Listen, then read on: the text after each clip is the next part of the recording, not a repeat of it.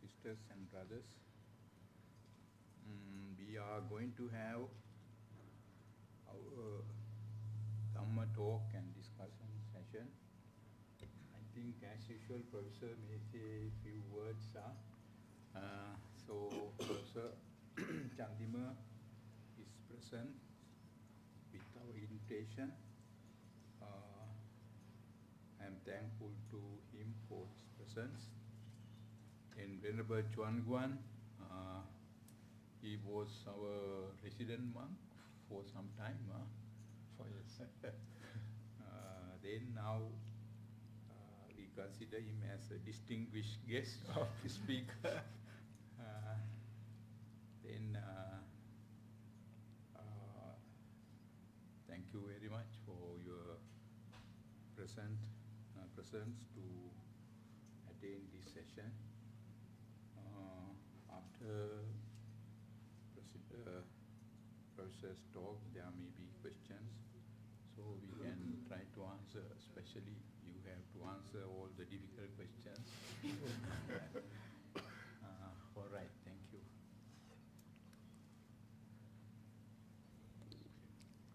Venerable sirs, with your kindness, I have the opportunity to start the discussion.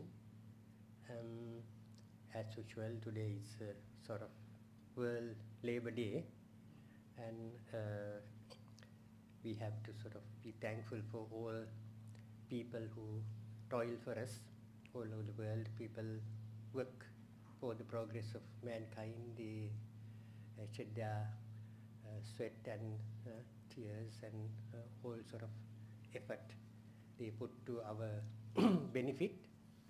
And so today we have to sort of appreciate what they do. With that appreciation, I would start a discussion today by offering you some words on positive attitude to life, right? Because presently all over the world people are talking about positive psychology, right? For the last 200 years, psychologists have been changing their tone. Mostly people were going to psychologists for treatment, right? It was mostly psychotherapy, right? It is rather a sort of therapy oriented, and when people have trouble they go, but psychologists are now telling us that not only for trouble you come for us for positive encouragement, because life is something that you have to live happily, and they can give us some light on how to look at life positively and be successful in life, right? As Buddhists, we always look for happiness in life. Aim of Buddhism is to make people happy, and at both at this life, next life, and at the supramundane level, right, to attain Nibbana, which is the sort of higher sort of happiness. And therefore we are mostly to be benefited by such thinking, right, encouraging us to enjoy life better, look at life positively, because if you look at life negatively, it is going to be very much suffering, and life will be gloomy. But we want to be happy all the time and have some promise, and now have some hope, and enjoy with others also. So this is what actually life is for. Life is not for us to, keep on always crying, complaining. Some people enjoy complaining. Some people, enjoy sort of telling, things are difficult. It's difficult times. How can I survive? Sort of thing. But we shouldn't, grumble like that. We have to sort of happily see how we can be victors, how we can be achievers. The Singapore actually is a country where we are always looking for achievements. Singaporeans are well known for being achievers. We have achieved a lot from being a sort of very small, tiny island where nothing much was happening, right? People even didn't bother to mark Singapore even with a dot. But now they have to, because Singapore has become a part of the first world, right? You have achieved. The same way, we Buddhists always take the message from the Buddha to achieve, to become better, to come out of suffering, to have happiness. Buddhism gives you the promise, right? Buddhism analyzes, of course, the mundane life, sansaric life, conditioned life as something which has many to be expected, right? There are so many things that we always think, as not really perfect, but the Buddhism gives us the hope. Buddhism tells us that although presently situation is, you can call it unsatisfactoriness, but satisfactoriness is there for us to achieve. So we have to be achievers. We have to be, we have to be encouraged by Buddhism to become better every day, right? So positive thinking is actually for us. But when Western psychologists started talking about positive thinking, they had the slogan that nothing is impossible, right? They were always telling people, anything you hope for, anything you try to achieve is possible. But then it was going too far, and therefore some people actually started, thinking seriously about this type of, encouragement, which is because it's going too far to tell people that everything under the sun is possible, or everyone, every time. Impossible, isn't it? So some universities, actually in Canada, they conducted some research, and their report says this positive thinking is power for some but peril for many. Right? Because sometimes people can have sort of unnecessary, unreliable, unachievable aims also, and they get completely sort of hopelessly disastrous experiences as well.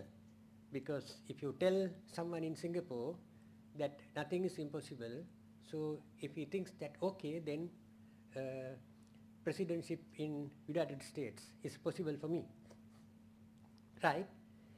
But you see, in actual terms, it's hardly likely that if you today decide, right, before my death I'll be President of United States, do you think it's achievable by a Singaporean, right?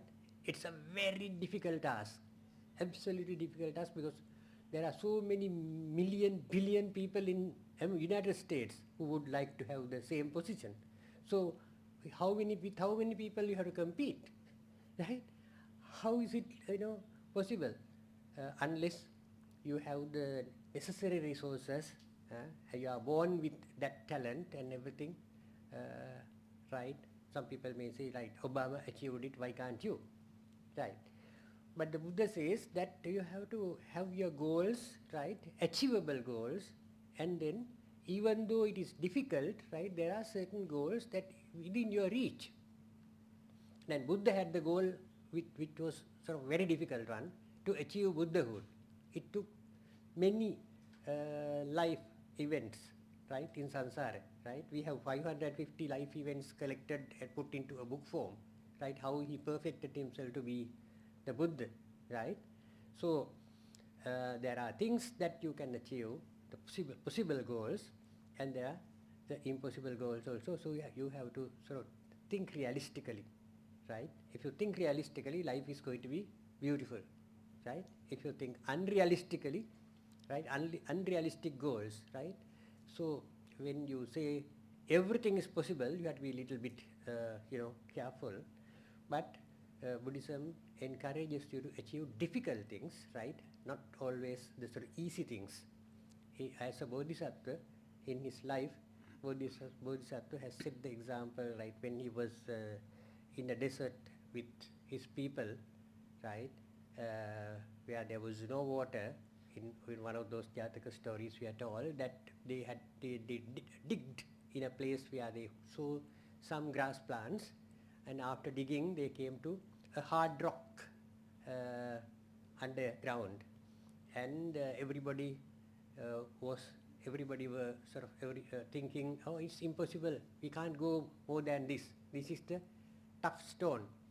But the Bodhisattva thought, no, we saw the grass, so that means there is some form of moisture, right? So under this stone there may be water. So we have to break the stone.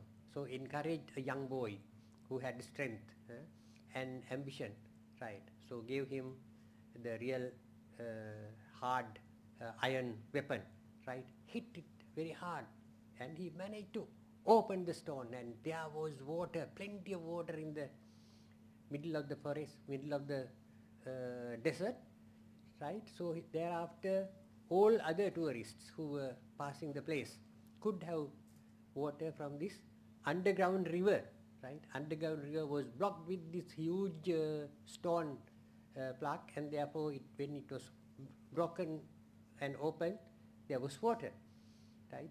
That sort of examples are given by the Buddha, and he says that if people, have the determination and have the ability to use the resources available, we have to analyze the resources available for us to do what we have to do, and therefore from Buddhahood down there are so many other achievements that people can, by trying systematically can achieve. Therefore in life also the Buddha says the main resource that we have to use is our mind. The mind power is unlike any other power, right, can achieve many things because it's mind over matter in the world, right? Now the scientists are also accepting this theory that mind is the sort of foundation of everything. So if you have the real determination, then you can use the mind power. And this ability to achieve something is inbuilt in our system.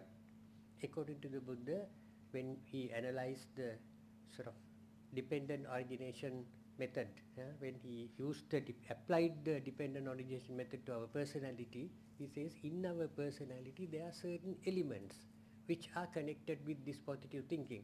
The one thing is, in Pali it is called Arabha Dhatu, the element that makes us initiate, right? So initiation activation is possible for all human beings because it is inbuilt, right? We are hardwired to initiate new things. So we can start things only when we recognize that we have the ability to initiate, right? So we exercise our initial drive. And then there is this another element the Buddha says which is inbuilt in our personality is the Nikkama Dhatu, that you can continue. You can sort of start and initiate, and then you have the drive to keep on it working, functioning. So that this drive is also there, right?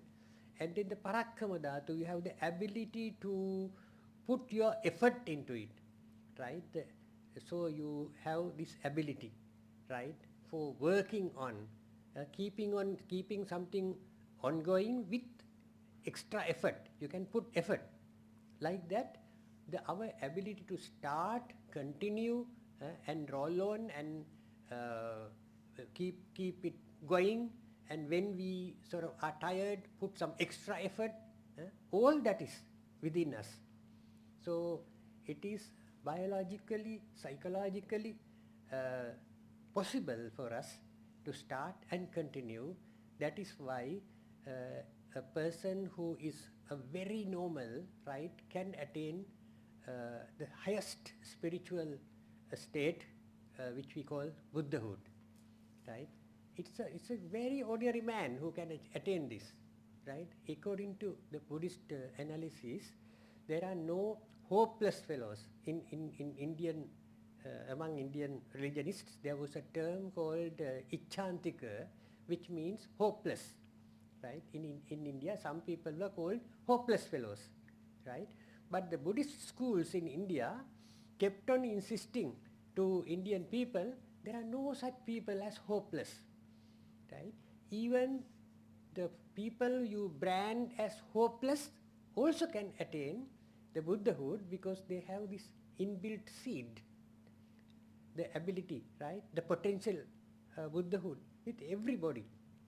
And therefore Buddhism encourages to look at the things in this light, and it's humanly possible for us to attain what is possible for any other human being. So we can develop our spirituality. And other achievement also. Now, for instance, Buddha says that poverty is suffering for people in this world, right?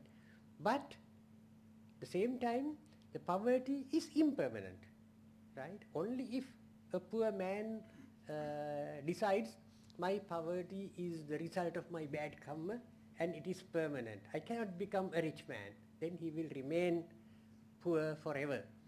But Buddhism doesn't say that poverty or otherwise of a man is solely because it's bad karma, right? Even karma is something you can negotiate. You can fight against karma because it is not somebody else's karma that we are suffering or enjoying. It's my own karma that I enjoy or suffer. So when you are the owner of it, you have some control, right? You lose control only if it is a worst kind of activity which are heathen karmas, right? Very bad karmas, right? There are only 5 of such, right?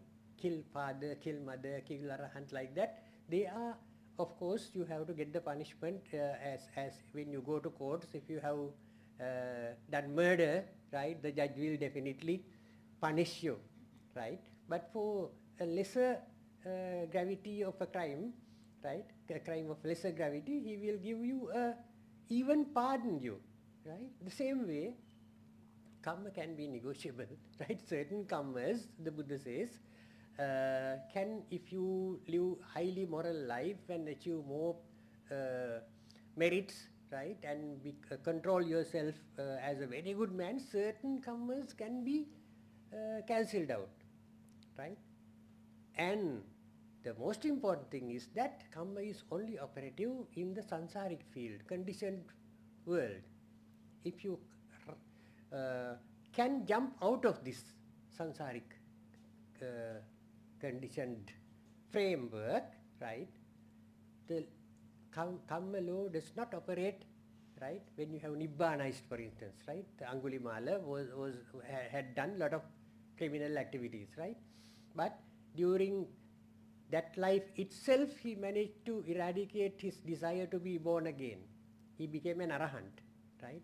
So, after paranibbanization, all his bad karma is all cancelled out, right? Nothing will happen to him. Only in his life he suffered certain calamities, but he was not to be suffered for many thousand years in the hell because he managed to run out of the area where karma is operative, right? That's why some people run away from the countries where they did crime, right? But now there are international laws to help the country to catch that fellow and bring back to Singapore, right? It's the same way, the samsara is the place where karma is operative, but you nibbanize and all that previous karmas are all going to be non-operative. Only in Jainism they say that if you have the karmic load, you cannot attain higher achievements.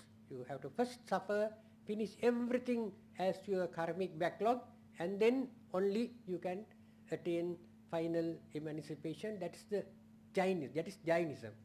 In Buddhism, there is no such strong law of karma which we cannot sort of compromise. Therefore, even against karma, right, we can do something, right? So, again, we are not sort of helpless in that as well. Even if we have done certain mistakes in our past life also, if in this life we are going to sort of have better control on our mind, and if we have better control on our karma, and if we can improve our spirituality, then we have the hope. We have hope.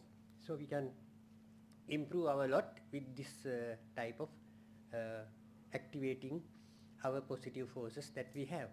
So there is no reason why as we get discouraged, and poverty we can fight against, and learning for instance, right? There is no age for learning. Even when you are very old, you can start learning, right? Even when there are examples in the world today that one lady who was 96 managed to enter the university and get a degree, right? There is no age for that. What we really need is only the determination. We have to decide we are going to achieve it, and then we can achieve it. There is so much that we can achieve, so much we can do, right? So the labor can be also rewarded, right? The people who work for our benefit, right? They have the positive idea that we must do something, we can do something, and we will enjoy the benefits of our effort collectively, right? In Singapore, you always say that together we can do, right? So together we can do is a very positive message, right? So as Singaporeans, right, for our spiritual development and for our material progress, what is important is our mind power, positive ideas, right? So with this, I like to have, because we have two learned venerables with us, right? We can keep on asking questions and share our views, and mostly I have my experience now in Singapore for more than 8 years. Normally the question and answer session is going to be very positive, right? Good questions are asked, and we try our best to give good answers, right? So I allow you to ask questions from the venerables. Thank you. I always ask questions. I want to ask, is it true that for a person to go above the human being, he must experience jhana first?